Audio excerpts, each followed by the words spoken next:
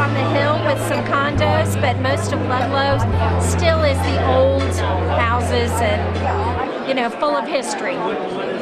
So the one house where is that where the historical marker is going to be? It is the Somerset Hall, yes. Somerset Hall. Uh-huh. Was it a residence? It was a residence originally. It was built by George Kenner, who was from Louisiana. It was his summer home. He was the brother-in-law to Israel Ludlow, who founded our town. And he was, George Kenner, like I said, only came here for the summer. Later, it was a residence for the Clausen family, which, of course, had big ties to Cincinnati. And it was at one point the Masonic home, where the Masonic Lodge had it for many years. It's now owned by Steve and Paula Chapman. Now, the Ludlow Lagoon is no longer there? It is no longer there, but if you want to know all about it, you come to the Ludlow Heritage Museum.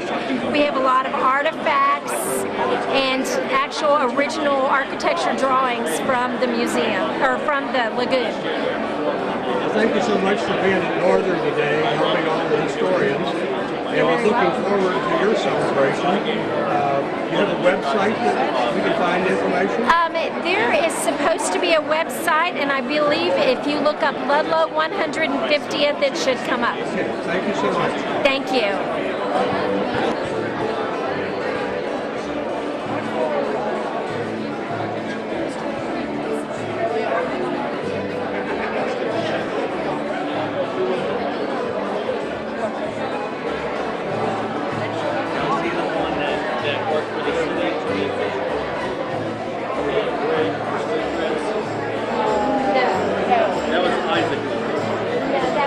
Hi, my name is Bob Saragi. I'm an author, and I have a table here of about 4 of my books, and I'm also executive director of the Rabbit Hash Historic Society board. So I'm actually manning 2 tables today. This table here is about historic rabbit hash, and out in western Boone County, across from Rising Sun, Indiana, and would love for everybody to come down and visit us on our 1830s general store. So how did rabbit hash get its name? Well, you know, there's a lot of controversy on that. Originally, it was called Charlton, and the post office found that very confusing with Carrollton down the river, and so that's really the reason the name was changed. And in terms of rabbit hash, there's always been the thing that, you know, during floods, you know, things would wash up, and then there was a lot of rabbits, and people caught rabbits and made rabbit hash, and then that name stuck that way. So there's been a lot of folklore about how it's got its name. But I got your books that you have. Yeah.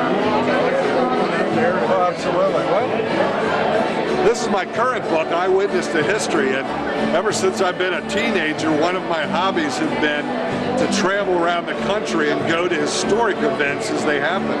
And so this book has got 20 stories about 20 different national historic events that I've attended, and what it was like to be there. I tried to put the reader there, and just try to raise the issues of the day that were important at the time, and try to make it profound for the reader, and I think I've accomplished that. It's probably my favorite book that I've written because it's the most personal story. Well, no, I'm going to... Yeah. Well, this is about Carl Kiger. Now, Carl Kiger was spent his whole political career trying to get elected to Covington City Council Commission and then overthrow the government. And then when he did, and he got a majority on the commission, he was murdered. He was actually murdered out in Boone County, which is part of the story. And so this is a book called The Man Beyond the Murder, because there's been a lot written about the murder. Well, this book is about Carl Kiger as a politician and what he stood for, and it's based in World War II, the Great Depression, the flood of '37, and so it's got a lot of northern Kentucky history in it. And so it's a good read about the murder, it's a good read about Kiger and local politics, but it's also a good read about just what northern Kentucky was like in the 40s and the late 30s. You know, I do not, but I've actually talked to the person who's designing my website, and she's going to start on it in about 2 weeks. They can. Well, no, because I just moved. So the best place to find the books is probably to Google Robert Schrage, and you can Google the title, and they're it's available at bookstores and on Amazon, and they can also email me at bshrage10@gmail.com. That's the number 10. And it's BSTHRAGE, the number 10@gmail.com. That's great. Thank you so much for coming to Northern Kentucky University today. Oh, I love it. It's a great event. And we hope you have good luck with your book. Thank you. Ready? Hi, my name's Jessica Vaughn, and I work in local history at the Boone County Public Library. And you're here today representing? We are here representing African Americans in Boone County. The Boone County Public Library and the Boone County Historic Preservation Review Board are about to start a book on African Americans in Boone County. So that's what we're representing. So you have a new library out on 18, right? Yes. Would you like to tell the folks a little bit about it and what the website would be? Well, the library on 18 is, it's been there for about, I guess, 5 or 6 years. It has a big dome, so you can't miss it when you're coming to visit. And the website is www.bcpl.org. Okay, now who is your helper? This is Caitlin Mulligan. Hi. Caitlin Barber now. I just got married. Do you also work at the library? I do. I work in the local history and genealogy department. So what is your specialty? Well, public history is Now, has there been a great deal of interest in African American history in Boone County? There has, actually. We've been finding a lot of neat new information. We worked with another group discussing the Cincinnati 28 that escaped from Boone County. And so, the more information we find, the more interest that's being generated. So it's really great. Thank you so much for coming to the History Day at Northern Kentucky University. It's great. Now, do you have some other tidbit you'd like to pass on? I don't think so. Come see us at Local History. Yes. The Local History and Genealogy department's open Monday through Saturday. Monday through Wednesday, it's 1 to 7. Thursday and Friday, it's 1 to 4. And then you can come see us on Saturdays from 12 to 4. Okay, thank you so much. Thank you. Part of it is because it's like soccer. Soccer wasn't played around when I was growing up. If you don't know the rules, you're not in. I know you're big in hockey. One segment is called Our Next Door Neighbors. The other segment, recently we have been involved with, veterans of various wars and various military. My name is Chuck Taylor. I live in Southgate, Kentucky, and I'm a docent at the Fort Thomas Military and Community Museum. And a docent is basically a tour guide. It is someone with a lot of knowledge and recollections of the city and so forth. I've lived in Southgate about 36 years, grew up in Fort Thomas, and really enjoy the whole area. So the Fort Thomas Museum, the military museum, how many days a week is it open? It's open Wednesday through Sunday, 12 to 4 o'clock. And the displays there, could you tell us a little bit about them, what all is there? Well, on the first floor, we have the Civil War, World War I, World War II, Korean, and some Vietnam displays. On the second floor, we have the Beverly Hills site, which is in coordination with Northern Kentucky University School of Journalism. And then we have coming in the first part of April, the Legends of Music of Northern Kentucky will be in the other section. And then we have a small nature museum section. Now, on your head it says BQ1. What does that mean to those of us who don't know anything about the Navy? There's a Navy Fleet Air Reconnaissance Squadron run. It was stationed out of Atsugi, Japan 50 years ago, and we flew electronic countermeasures passive along the coast of Russia, China, North Korea, and when Vietnam got started, we flew around Vietnam gathering information. So, how many years did you spend in the military?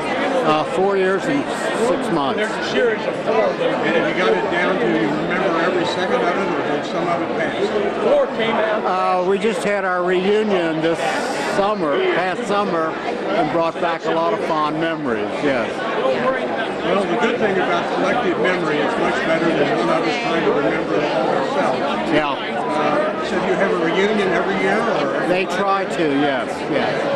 And where is the reunion normally held? Well, various places. Last year was in San Antonio. This year will be in Wilmington, South Carolina. Well, good luck with your reunion. You'll have a lot of fun there. Thank you so much for showing up today. And thanks for this interview. You're welcome. Hi, I'm Tom Rambler, and I'm here representing Camp Springs. And our primary, not fundraiser, but tour is the Herp Store in Otta. This is Donna Kramer, and she is representing Camp Springs also. And we come visit us in October the 19th. And this will include about 20 different locations?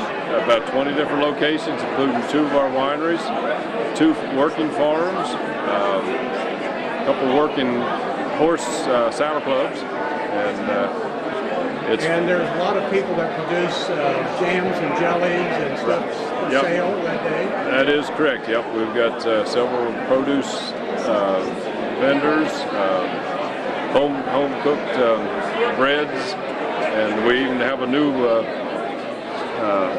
vendor is the soaps. And this is Chrissy Bezo's soaps.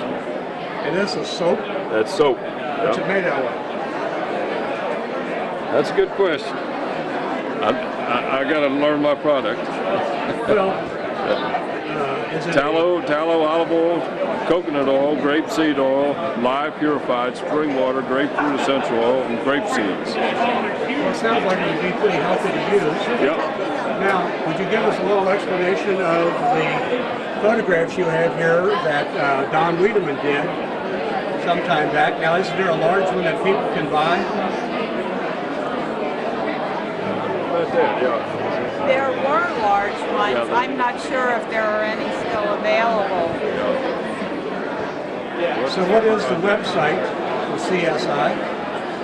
We're unofficially, the website is www.campsprings.com, and that provides a lot of information, a lot of links, including a featured article on KET, and just a lot of different links. If no one's been there, they should go there. And is there a specific place people have to start with the poster, or just kind of normally the maps are passed out.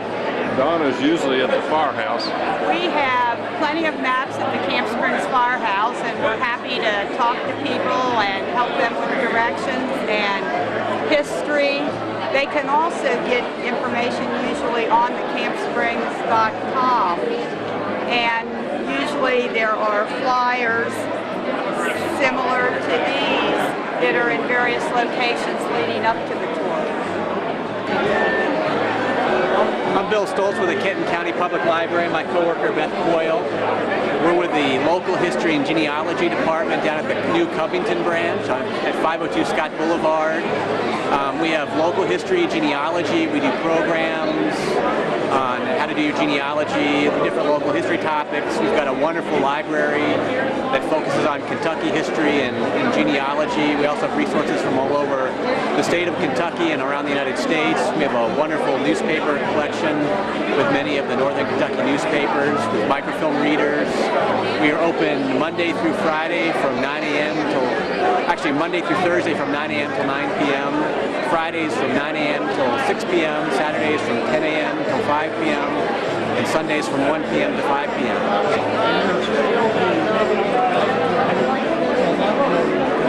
We are, yeah, exactly.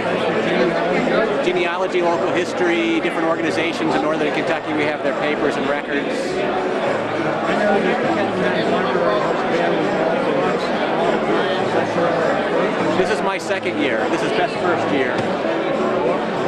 Thank you. This is always such a fun gathering of historians and genealogists and people.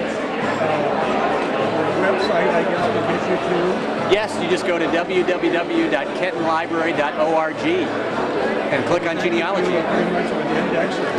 Yeah, we have a wonderful website. We have a lot of databases for local history and genealogy, access to most of the large national databases that you can either access on the website at home or you can come in and take a look at those. Beth, let me ask this question. Are you a historian or a genealogist? Sorry about that.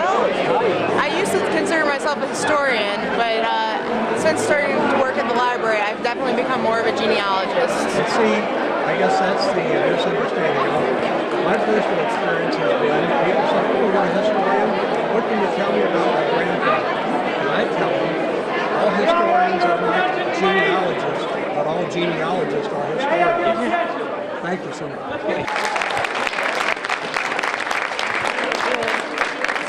At this time, we're ready to move to the other buildings. We have our opening presentation. If everybody wants to file out this way, they'll be directed up to the next building where we have our opening speaker. All right. Hi, I'm Cameron Ludwig, and this is Blair Thomas. We're with the University Press of Kentucky. We're actually the only scholarly publisher for the Commonwealth of Kentucky, and we represent all of Kentucky's private colleges, the universities, two of the historical societies, including Kentucky Historical Society and the Filson up in Louisville. And we publish a wide variety of books. They're all peer-reviewed. We do a ton of books on Kentucky history, Kentucky culture. We also specialize in some other lists, including military and film. And we are the largest publisher in the Commonwealth of Kentucky, and we pride ourselves on our Kentucky list and our Kentucky history books. Well, this is quite a collection. Now, there's one book in particular that we have some interest in, since our seminar today is on Daniel Boone. Can you tell me a little bit about the book, My Father, Daniel Boone? Absolutely. We actually have two books on Daniel Boone. One is more of a straight biography, but My Father, Daniel Boone was actually based on a series of interviews collected by Lyman Draper, who was an archivist back in 1851. He actually interviewed Daniel Boone's son, Nathan, and it actually has become one of the best primary sources on Daniel Boone and Daniel Boone's life. So it's really proved an invaluable resource, and this is really a lengthy interview. Thanks.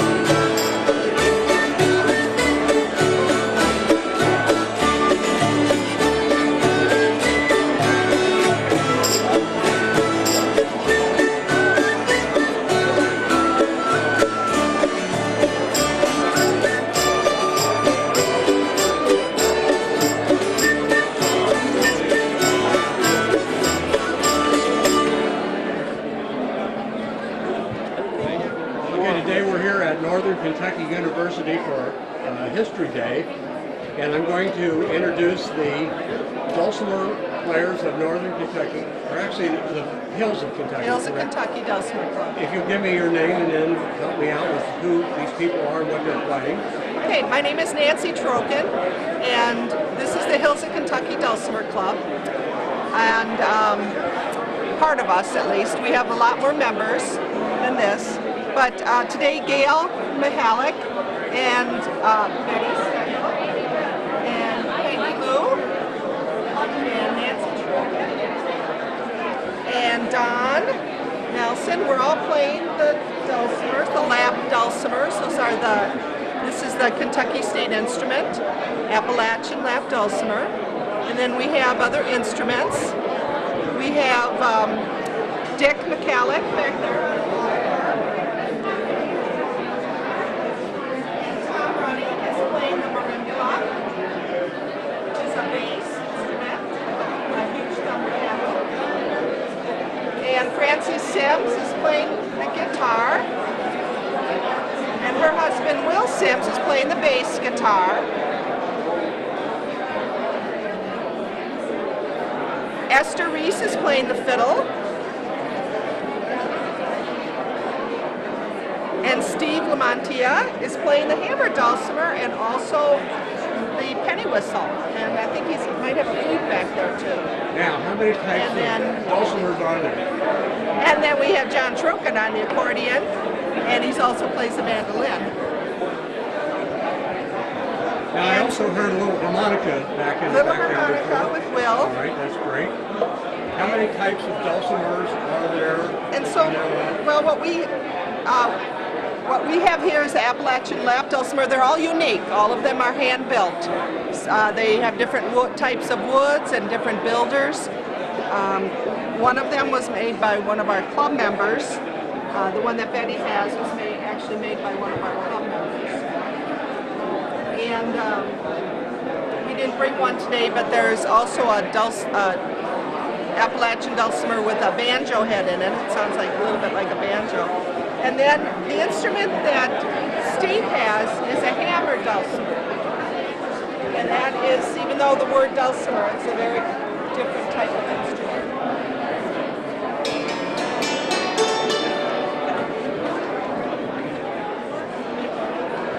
Now I'm going to ask one more question. You appear everywhere that somebody invites you, or? Oh yes. Okay.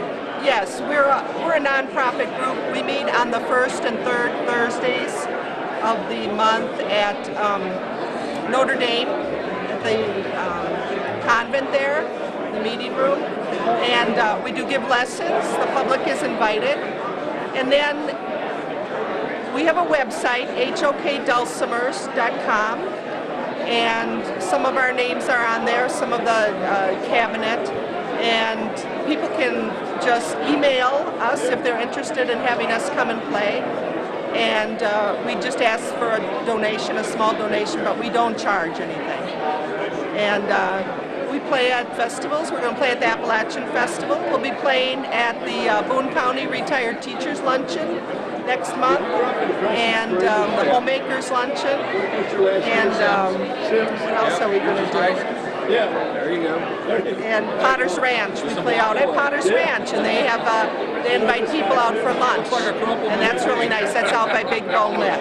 Yeah, that's really a fun one. So. Well, thank you so much, and especially for being here at Northern to entertain all of the historians. And